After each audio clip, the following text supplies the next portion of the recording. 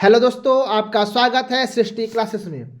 UP board कक्षा 10 के लिए रस से संबंधित महत्वपूर्ण टॉपिक जो परीक्षा के दृष्टिकोण से काफ़ी महत्वपूर्ण है हम लेकर आए हैं, इसलिए वीडियो में लास्ट तक बने रहिए। वीडियो को लाइक करिए, चैनल को सब्सक्राइब करिए। चलिए देखते हैं रस और उनकी व्याख्या। हिंदी साहित्य में रस का अर्थ है वह आनंद जो पाठक या दर्शक को किसी साहित्यिक रचना को पढ़ते या देखते समय प्राप्त होता है। यह आनंद शारीरिक नहीं बल्कि मानसिक और भावनात्मक होता है। रस का वर्णन भरत मुनि ने अपने नाट्य शास्त्र में किया था, जहां उन्होंने रस को साहित्य की आत्मा कहा। जो रस है उसका जो आनंद होता है वो भावनात्मक होता है, ठीक है, भावनात्मक होता है। और ये साहित्य का आत्मा इसको बोलते हैं, ठीक है, रस को। आपके सिलेबस में 2 रसों को दिया गया है, देखते हैं रसों के प्रकार। भरत मुनि ने 9 मुख्य रस बताए हैं, जिनमें 2 प्रमुख रस हास्य रस और करुण रस यहाँ विस्तार से वर्णन किया गया है। कक्षा 10 के सिलेबस में 2 रस दिए गए हैं, हास्य रस और करुण रस, ठीक है। इन्हीं 2 रसों की व्याख्या हम इस वीडियो में करेंगे जो आपके सिलेबस पाठ्यक्रम में है। देखते हैं हास्य रस क्या है। परिभाषा: हास्य रस वह रस है जो किसी पात्र, घटना, वाणी या परिस्थिति के माध्यम से मन में हास्य या हंसी उत्पन्न करता है। यह पाठक या दर्शक के मन को हल्का और प्रफुल्लित करता है। यानी हास्य रस मन को आनंदित करता है, ठीक है, मन को आनंदित करता है।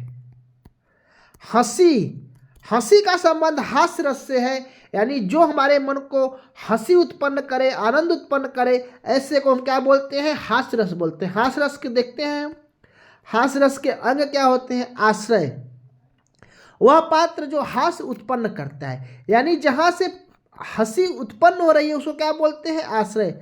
आलंबन, वह व्यक्ति या वस्तु जिस पर हास्य केंद्रित हो, यानी जिसकी हंसी उड़ाई जाए उसको क्या बोलते हैं? आलंबन। यानी जिस व्यक्ति या वस्तु को कह के हंसी उठाया जाए, आनंद उठाया जाए, उसको क्या बोलते हैं? आलंबन। उद्दीपन, परिस्थिति या संवाद जो हास्य को बढ़ाता है। ऐसी परिस्थिति या ऐसा संवाद जो क्या करता हो? हास्य को बढ़ाए, उसको क्या बोलते हैं? उद्दीपन। अनुभाव, हंसी का फूटना, चेहरा लाल होना, आंखों से आंसू आना, यानी शारीरिक भाव जो उत्पन्न होता है हास्य के कारण, उसको अनुभाव बोलते हैं। संचारी भाव क्या होता है? विडंबना, व्यंग, चंचलता। हास्य रस का संचारी भाव पूछ लेगा तो व्यंग होगा, हास्य रस का संचारी भाव हास होगा, ठीक है। अब देखते हैं हास्य रस के प्रकार। स्मित हास्य यानी हल्की मुस्कान, हास साधारण हंसी, अट्टहास यानी तीव्र हंसी। स्मित हास्य मतलब हल्की सी मुस्कान, हास्य मतलब साधारण हंसी, और अट्टहास माने तेज से हंसना, ठीक है। अब देखते हैं उदाहरण। मैया मोई दाऊ बहुत खिझायो, मथुरा नगर दिखायो, सांझ परे जमुना तट बैठायो, मोही भूत दिखायो।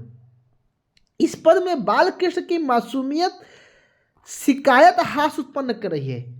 जो शिकायत कर रहे हैं अपने मैया से भगवान कृष्ण, वो क्या कर रहा है? हास्य उत्पन्न कर रहा है, ठीक है।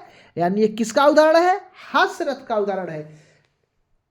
ऐसे तमाम एग्जाम्पल परीक्षा में पूछे जाएंगे जहां से हंसी या हास्य की स्थिति उत्पन्न हो, उसे हास्य रस बोलते हैं, ठीक है। करुण रस क्या है? परिभाषा: करुण रस वह रस है जो किसी दुखद घटना, परिस्थिति या पात्र की स्थिति का वर्णन करते हुए पाठक या दर्शक के मन में दुख और संवेदना उत्पन्न करता हो।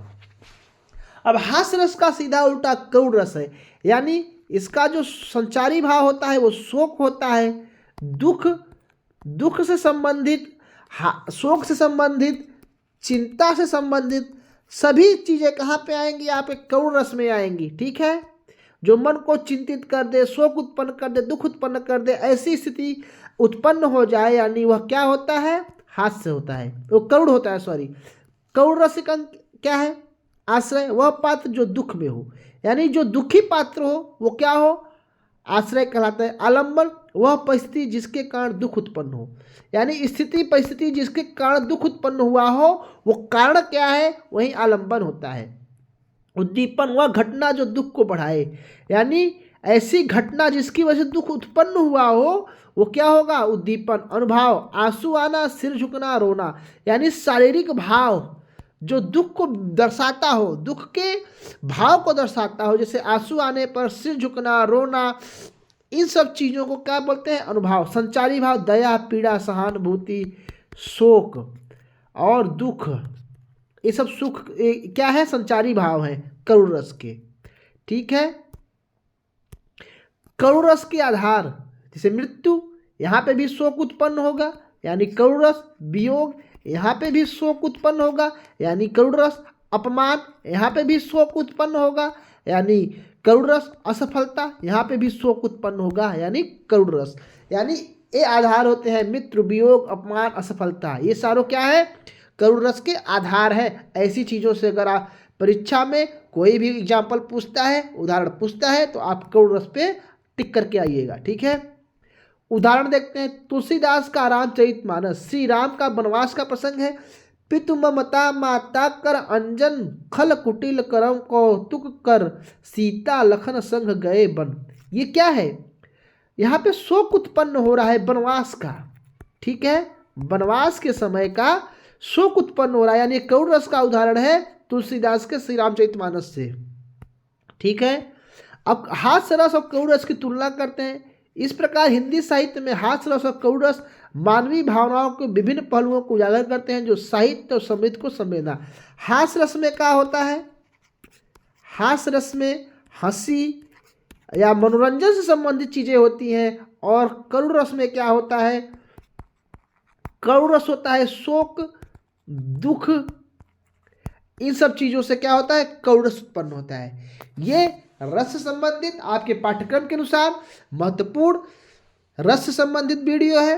वीडियो को दोबारा देखिएगा। वीडियो अच्छा लगा हो तो वीडियो को लाइक करिएगा, चैनल को सब्सक्राइब करिएगा।